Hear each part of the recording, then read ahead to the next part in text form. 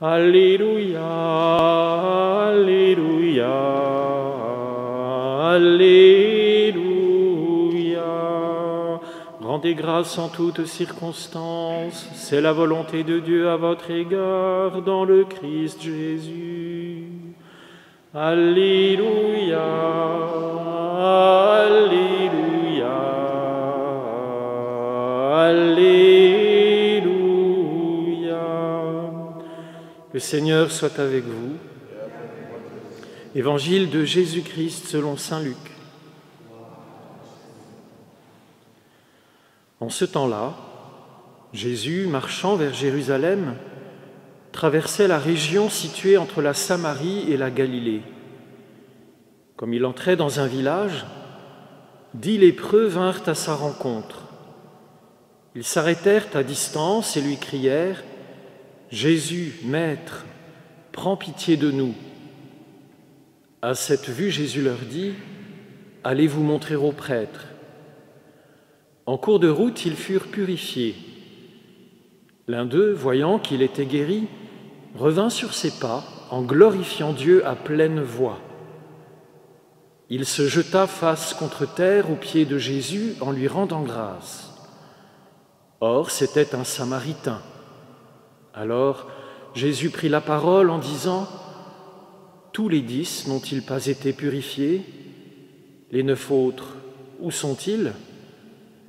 Il ne s'est trouvé parmi eux que cet étranger pour revenir sur ses pas et rendre gloire à Dieu. » Jésus lui dit : « Relève-toi et va, ta foi t'a sauvé. » Acclamons la parole de Dieu.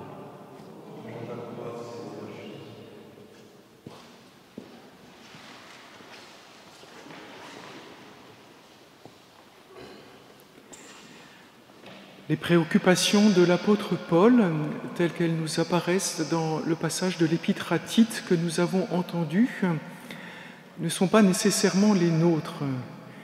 Et ainsi, dans cette journée, en ce 11 novembre, vous pourrez vous demander durant toute la journée ce qui vous habite et peut-être vous dire que ce qu'on nomme ordinairement en ce moment l'actualité, ce qui nous apparaît comme urgent, de multiples manières, en fait, nous enlève notre vie, nous extériorise, nous met devant des besoins apparents qui sont censés être là et dans notre cœur, alors que ces besoins ne sont pas là et que notre intériorité est tout autre. Les préoccupations de Paul, telles qu'elles nous sont données ici, sont au nombre de 3. La première, il est probable que Paul, lorsqu'il écrit à Tite, est dans les chaînes, en captivité, et qu'il sait qu'il s'en va. Et donc sa préoccupation, c'est de savoir ce qui va venir après lui. Et il sait que ce qui est après lui, ce sera non pas des apôtres, puisqu'il appartient à cette génération qu'on appelle la génération apostolique, mais tous ceux qui ont été ses compagnons, en particulier ici Tite, qui est en Crète, et puis ensuite ces églises dont il sait qu'il les a en quelque sorte fondées. Et donc son souci, c'est le souci de ces églises et de la manière dont elles se constituent et des relations qu'elles vont entretenir avec les autorités et avec le monde. Et ainsi, il voit ces églises qu'il a comme enfantées. Et pour lui en particulier, le fait que ces églises soient constituées, ce qui est important dans cette constitution, c'est par exemple que les épiscopes et les presbytres ne soient pas des hommes isolés, mais soient entourés et par qui ? Par des anciens. Et donc les premiers qu'il nomme, ce sont des anciens et des anciennes dans ces églises qui vont être avec ceux qui vont constituer un début de hiérarchie, eh bien, les colonnes, les fondements de ces églises. Et donc ainsi, Paul, vous voyez, en ces jours, voit des personnes. Tandis que nous sommes un petit peu privés du fait de nous voir, en ce moment, lui voit ces personnes qui constituent ces églises, et il les voit comme un ensemble, et cet ensemble qui va constituer l'Église. La deuxième préoccupation de Paul, c'est les rapports que ces personnes vont entretenir avec les autorités. Et ceux qui guident, ceux qui sont des chefs, ceux qui ont un pouvoir et une puissance.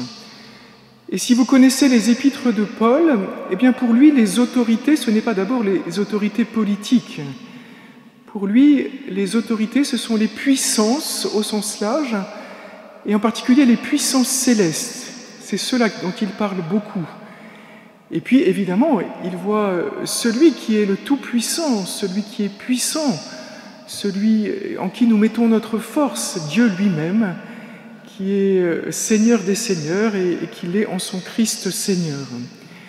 Et ainsi, Paul nous voit dans ses rapports, et il sait très bien qu'il ne faut pas batailler avec une autorité. On perd beaucoup de temps, et puis ça ne sert à rien, on n'est pas là pour ça.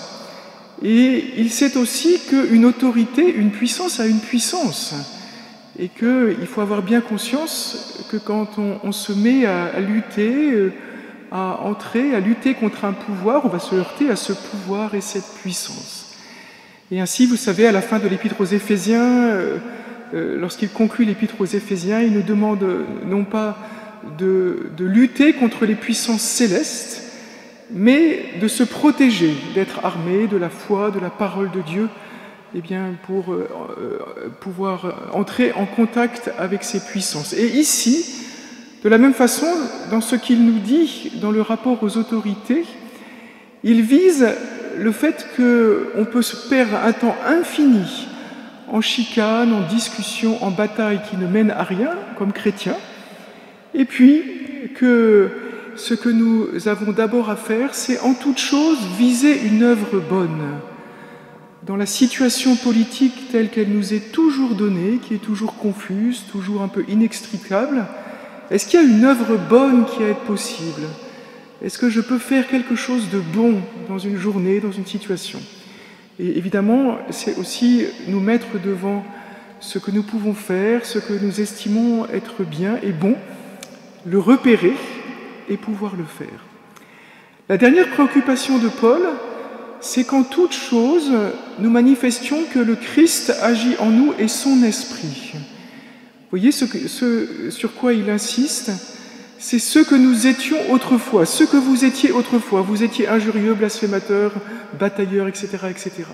Et ce que vous êtes aujourd'hui, et le fait que votre agir d'une manière ou d'une autre, votre manière d'être, reflète l'action de l'Esprit en vous.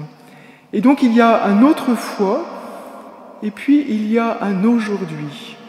Et en toute chose, cet aujourd'hui va manifester la continuité d'une œuvre de l'Esprit, d'une action de l'Esprit, de sorte que dans tous vos rapports avec les autorités, dans tout ce que vous faites, d'une manière ou d'une autre, l'autrefois est loin, ce que vous étiez autrefois, et ce que vous êtes aujourd'hui, eh bien, vous met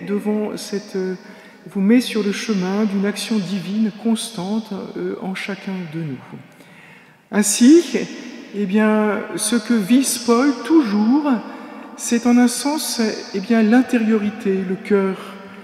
Parce qu'au fond, si cette intériorité n'est pas là, si ce cœur profond n'est pas là, au fond, l'extérieur va toujours manifester eh bien, ce qui n'est pas dans le cœur, à savoir le Christ et l'Esprit.